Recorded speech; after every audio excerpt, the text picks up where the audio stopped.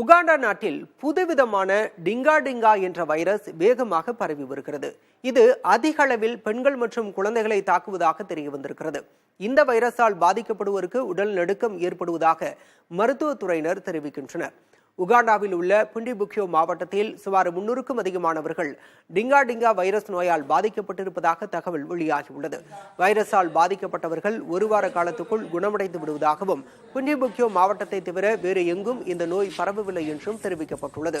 நோய் பாதிக்கப்படுபவர்களுக்கு ஆன்டிபயாட்டிக் மருந்துகளை மட்டும் அளித்து வருவதாக மருத்துவர்கள் தெரிவித்திருக்கின்றனர். கடந்த 1518ஆம் ஆண்டு பிரான்ஸ் நாட்டில் டான்சிங் பிளேக் எனப்படும் நோய் பரவியதாகவும், அந்த நோயினால் பாதிக்கப்பட்டவர்கள் தங்களது கட்டுப்பாடின்றி உயிரிழக்கும் வரை தொடர்ந்து ஆடிக்கொண்டே இருந்ததாகவும் வரலாற்று குறிப்புகள் தெரிவிக்கின்றன.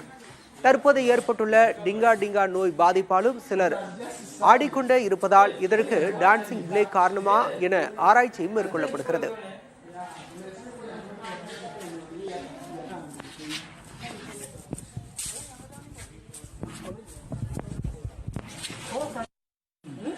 Cái chợ bây giờ